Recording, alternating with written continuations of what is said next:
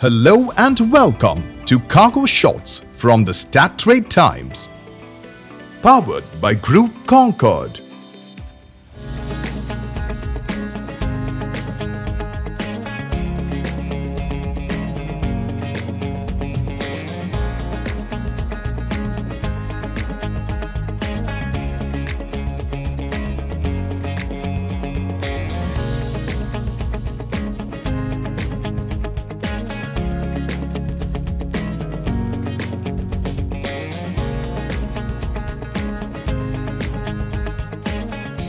Here's our pick of the best news shots that made the headlines this week. Let's look at the week's top stories. FedEx announced plans to reduce the size of the officer and director team by more than 10% and consolidate some teams and functions. Raj Subramaniam, President and Chief Executive Officer, FedEx, in a letter to global team members said, and I quote, "It is my responsibility to look critically at the businesses and determine where we can be stronger by better aligning the size of our network with customer demand." Unquote. FedEx has reported a 24% decline in net income to $788 million for the second quarter, ended November 30th, 2022, on 3% lower revenue of $22.8 billion. FedEx has also withdrawn its fiscal year 2023's earnings forecast, announced closure of over 90 office locations, cancellation of plant network capacity, and deferral of staff hiring. Boeing and Atlas Air Worldwide joined thousands of people, including current and former employees, as well as customers and suppliers, to celebrate the delivery of the final 747 to Atlas, bringing to a close more than a half-century of production.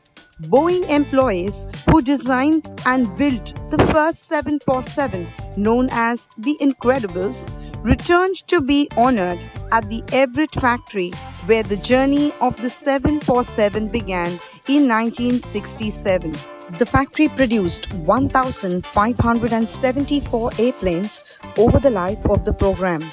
The delivery of the aircraft is the last of the 4 new Boeing 747-8 freighters Atlas ordered in January 2021. Atlas Air will operate the aircraft for Apex Logistics, a Kuehne+Nagel company, under a long-term agreement. Atlas designed a custom split livery for this special aircraft with the Atlas Air logo on the right side and tail of the aircraft, and the Apex Logistics logo on the left side. United Parcel Service, or UPS, reported a 3% decline in Q4 2022 revenue at $27 billion on a 3% increase in domestic package revenue and 8% drop in international package revenue. Consolidated operating profit was $3.2 billion, down 18% compared to the fourth quarter of 2021 and down 3% on an adjusted basis. For the full year 2022, consolidated revenue increased 3% to $100.3 billion and adjusted operating profit was up 5% at $13.9 billion. UPS expects revenue to be between $97 to $99.4 billion for 2023. Capital expenditures to be about $5.3 billion and share repurchases to be around $3 billion. Qatar Airways and Airbus have reached an amicable and mutually agreeable settlement in relation to their legal dispute over the A350 surface degradation and the grounding of A350 aircraft. A repair project is now underway, and both parties look forward to getting these aircraft safely back in the air. The details of the settlement are confidential, and the parties will now proceed to discontinue their legal claims. Turkish cargo is now live on Cargo AI's marketplace, Cargo Mart, for users in 4 countries: France, Spain, Netherlands, and Singapore.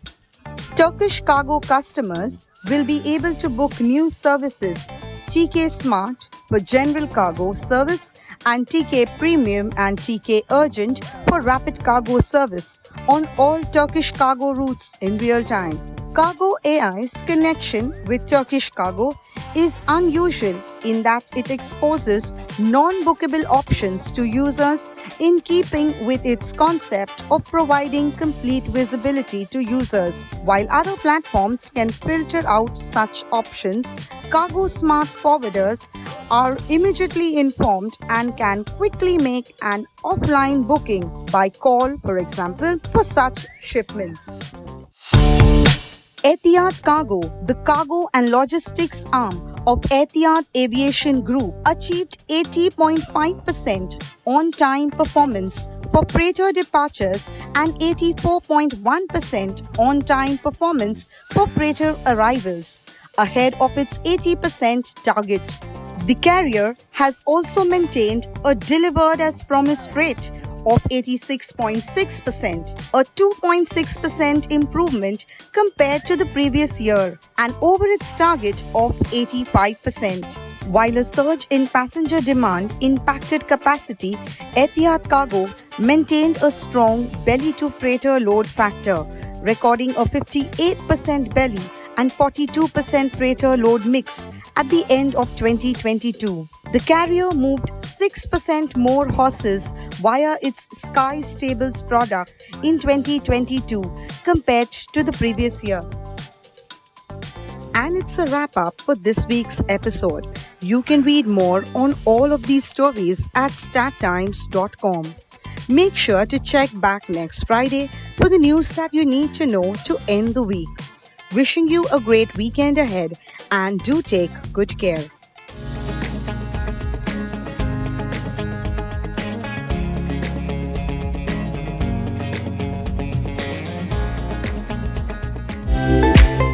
For the latest news on air freight, visit our website. Follow us on Twitter, LinkedIn, Facebook, Instagram, and subscribe to our weekly newsletter. Give our YouTube channel a visit and subscribe to access our past webinars and virtual conferences and access exclusive one-on-one interviews with global logistics leaders. Thank you for tuning in to Cargo Shots by the Strat Times, powered by Group Concorde. See you next week with a fresh roundup of cargo news makers.